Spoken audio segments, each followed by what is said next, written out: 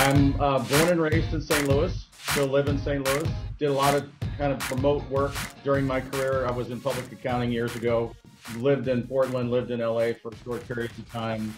But really, St. Louis has always been my home and where I've kept my home. I graduated from St. Louis University here in St. Louis with a business degree and then became a CPA.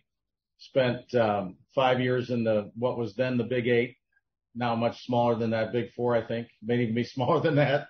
And then spent some time in banking and spent most of my career in privately held companies. So individual entrepreneurs that really found my knowledge and what interested me to be very important in their business. And that's really how I came to Triumph and SmartMouth. After I was the CFO of a company called the Scheetz Company, we sold to a much larger brand, Spectrum Brands, which everybody knows is a public company. And I was doing some consulting work, and I got a call to go visit with the people at SmartMouth and to kind of help them through a rough spot that they were having. And that turned into raising capital and then to their launch in retail back in 2005. So that was when I became acquainted with the company. Ever so many years later, I was still in great contact with the son-in-law of the founder of the company. We met regularly and had lunch and breakfast and things. And back in 2018, he asked me to be on the board. And then in 2019, he asked me to join as the president of the company. That was when he told me that he was sick. And long story short, he passed away December 1st of 2020. And the succession plan was in place for me to take over. And I've really enjoyed it. It's been a tough road through COVID, but I'm glad to be here, and I'm doing the best I can to try and make it a successful run. Well, Jim, we're going to talk so much about SmartMouth oral healthcare laboratories and all that goes into it, and it's really intricate and branding and working with your scientists and just the genre of mouthwash, which has been around forever, and what you do differently. But I always like to talk to our CEOs and leaders about what drove them to a company. You have such an accomplished career so far. You've been an executive in the C-suite thing for a very long time. When it came to this company and what you had done so far and your leadership and your knowledge, was there something particular that brought you to the company that said, I want to do this now? Well, Andy was a dear friend of mine, first and foremost. Actually, earlier than even joining the board, he came to me and he said, we were having breakfast one day, and he said, I need you to promise me something. And I said, what's that? He said, well, if anything happens to me, I want you to come and run this company for my wife and my girls. And I said, what's wrong? And he said, nothing. And I said, okay, I'll make that promise. And then things progressed the way I described earlier. The reason I joined SmartMouth was because of my relationship with Andy, but also because my dad was a dentist, so I had that affiliation with oral care. It's always been an important part of my life. But back in 1998, when I was the CFO of the Scheetz Company, my boss walked into my office one day and he put the Trioral bottles in front of me, they used to come in 2 bottles with pumps. And it was Trioral at the time. And he looked me right in the eye and he said, I love you. And he shoved them in front of me and he goes, you need this. And he turned around and walked out. And I know it was difficult for him. It was embarrassing for me, but that was the day I started using SmartMouth. And I've used it every day since, except for when I run out, which is a panic attack for me. But it truly worked like none other. And it gave me the confidence to do the things I needed to do as an executive and to be able to speak and to be able to work with others and never have to worry about having bad breath. Jim, let's do this. I hope that everybody gets an opportunity to hear how different your product is. And that's what I would like you to talk about, because when we talk to our CEOs and leaders about differentiating themselves from the competition, I know this is very important to you. So if you could maybe go into it for the layman, myself, and our listeners about how indeed you do differentiate yourself from other mouthwashes out there. It's an interesting one, I'll tell you. They're really, we consider it to be, there are 3 generations of mouthwash. There are the alcohol-based mouthwashes. I won't name any name brands. And we call them the first generation of mouthwash. But they're all alcohol-based. And they do exactly what they say they're going to do. They kill all the germs in your mouth. The only problem with that is that your brain says, the gate's open. and it floods your mouth with bacteria again because it's there for a reason, and that's to protect your insides, right? So that bacteria, and this is with everybody's mouth and with every mouthwash. It's the bacteria in the mouth that consumes proteins, food particles in your mouth, amino acids in your mouth, and like any other human organism, it gases. So with the alcohol-based mouthwashes, that cycle takes about 20 minutes for that bacteria to refill your mouth and begin eating again and begin gassing again. And that gas, that sulfur gas, is not good for you because you're breathing through your mouth and your nose, and that sulfur gas that's in your mouth is going in your lungs. And they talk about all that systemic health. Oral health brings, good health. If you have good oral health, then you have good overall health. And that's a really important thing. The second generation of mouthwashes they're called oxidizers, and they really eliminate the sulfur and also eliminate the negative bacteria. So they can separate the good from the bad, and they can eliminate the negative. But they can't prevent those gases from coming back because that good bacteria is still consuming proteins and gassing. When you get to SmartMouth, we are the one and only mouthwash in what we call third generation mouthwashes. And if you look closely at the bottle, it's a dual bottle. And when you pour our mouthwash, those two solutions come together. When they come together, they activate zinc ions, and those zinc ions bond to the bacteria in your mouth, which keep the bacteria alive, but because it's bonded, it can't eat and it can't gas. And that life cycle is about 12 hours. So with 2 rinses a day, we are the only mouthwash that can prevent bad breath all day and then let you wake up in the morning with no morning breath.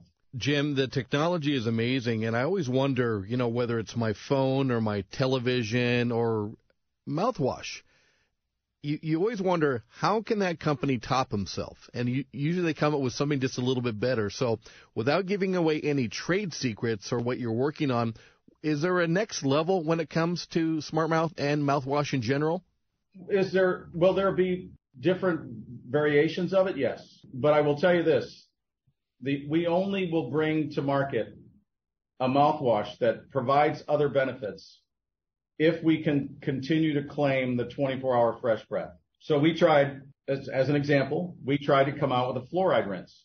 For those communities that don't have fluoridated water, there's a significant difference in the dental health of the community, fluoride or no fluoride. And I know that's an argument in and of itself, but it would not allow us to be able to make that 24-hour claim. That the formula didn't work with fluoride, so we didn't bring it to market. But we have brought our clinical formula, which is an anti-plaque, anti-gingivitis, antibacterial formula, different than the original. It's been clinically proven to be as effective as chlorhexidine, which is a nasty prescription. People hate the way it tastes. It turns their teeth black, and they can only use it for 2 weeks. And we were found to be as effective as chlorhexidine for people with periodontal and gingivitis issues. And we came out with a dry mouth formula, which is considered a medical device by the FDA. Still have our 24-hour fresh breath. We recently this year came out with a mouth sore formula, also keeps the 24-hour fresh breath, but helps you with canker sores, cheek bites, brace abrasions, those kinds of things in your mouth. And it's really been very well accepted. It's funny. It's our one mouthwash that kind of really tastes like mouthwash.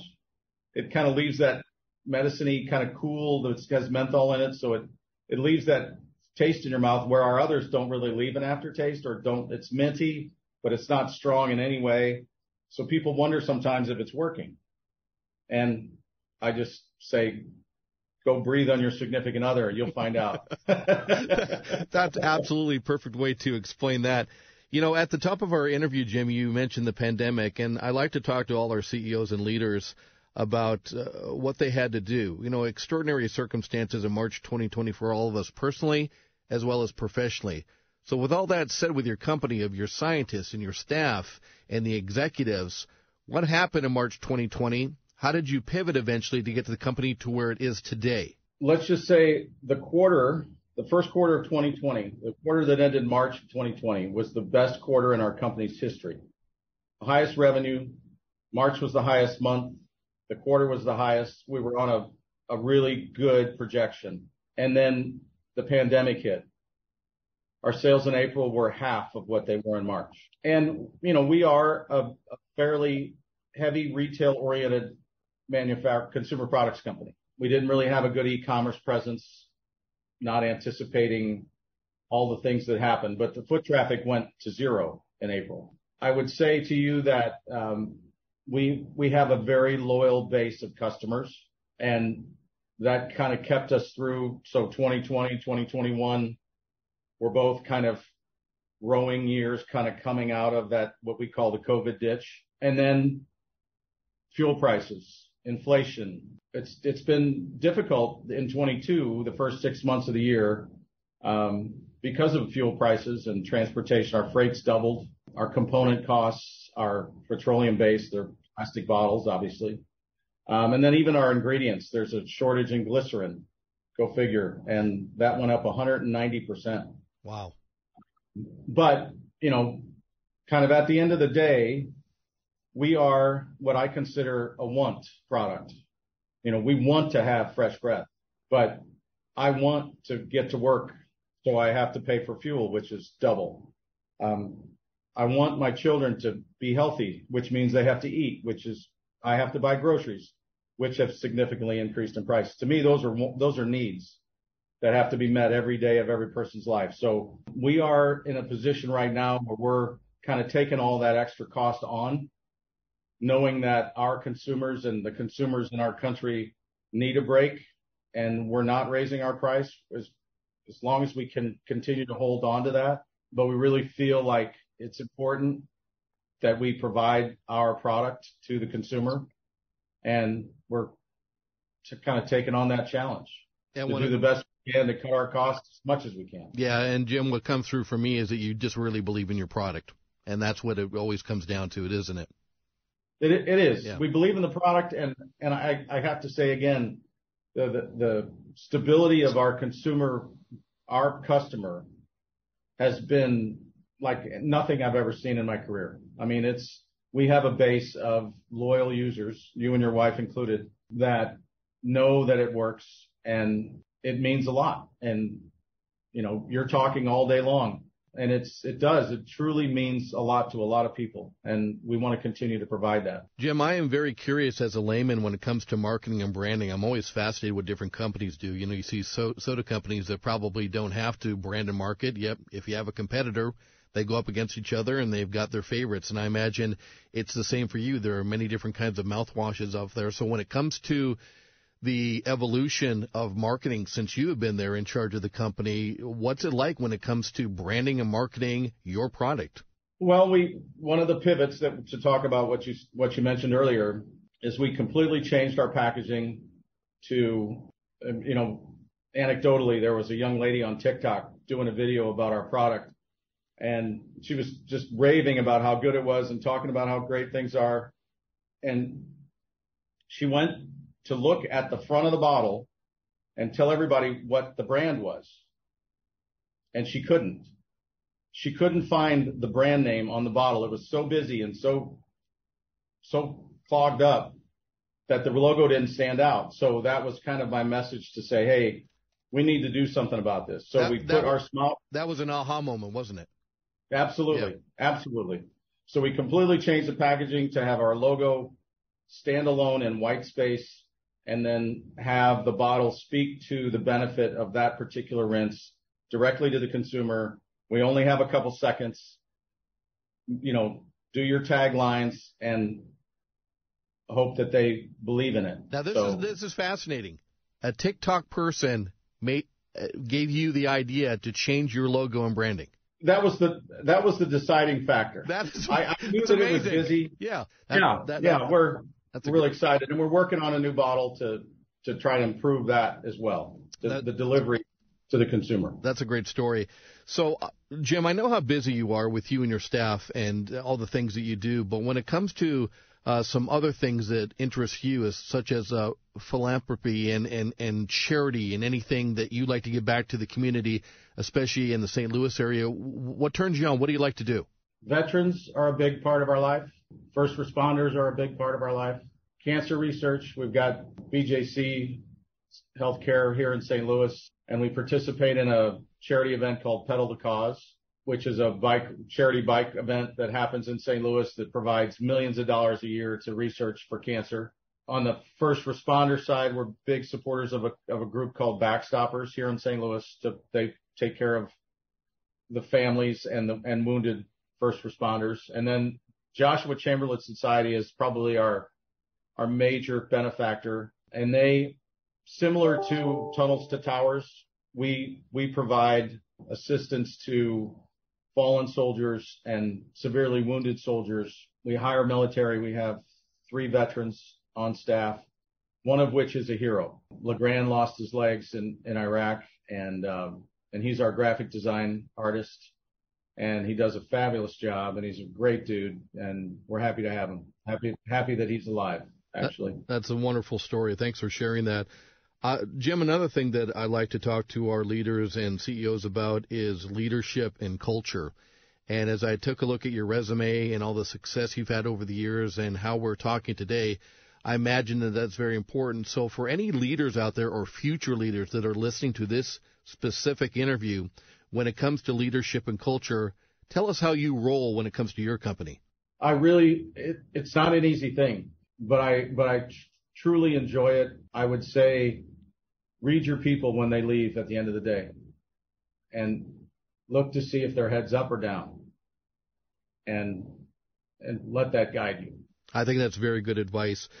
Jim, as we put a bow on everything and wrap it all up, is there anything that we haven't talked about yet that you want to make sure that our listeners know when it comes to SmartMouth? Because I know how important the brand and the company is to you and how you make a difference in everybody's lives every single day. Is there anything we haven't chatted about that you want to make sure that they know? The founder of the company was a gentleman by the name of Marvin Cohen. He was a dentist, and ridding the world of halitosis was his life's work. And he came to SmartMouth through a scientist in New York who heard him speak at a conference that he did all over the world. And this gentleman was an inventor and mostly sold his inventions and patents to the big conglomerates in the Northeast. And quite honestly, he was just tired of those big companies buying his inventions and paying him the base royalty and putting it on the shelf. And when he came upon this invention, he called Marvin and he said, I know that you will make sure that the public gets this. And that's why we're here. Wow. Absolutely amazing story. So, Jim, as we wrap up, if people want to find out more about your products, obviously grocery stores, department stores, pharmacies, we can get the product everywhere. But if they're interested in a career, if they want to find out a little bit more about the history of the product and the products, how do they do that? What's your website? www.smartmouth.com. And you can find out where to buy. We're in 67,000 retail locations. We have our own shop.smartmouth.com site. We're on Amazon, so it's pretty easy to find. Would love for people to support retail at this stage. I mean, we really need some help buying in stores, getting foot traffic back in the stores. I mean, you see every day Target, Walmart struggling because it's a difficult time for all of consumer products and retail together. It really is. Jim, I can't tell you how much I appreciate your time and sharing some personal things with us today, and continued success. I know that it's been the last couple of 2.5 years has been hard on everybody in all industries, and it sounds like you're pushing along. You got an outstanding product, and we can't thank you enough for joining us on CEOs You Should Know. Thank you so much.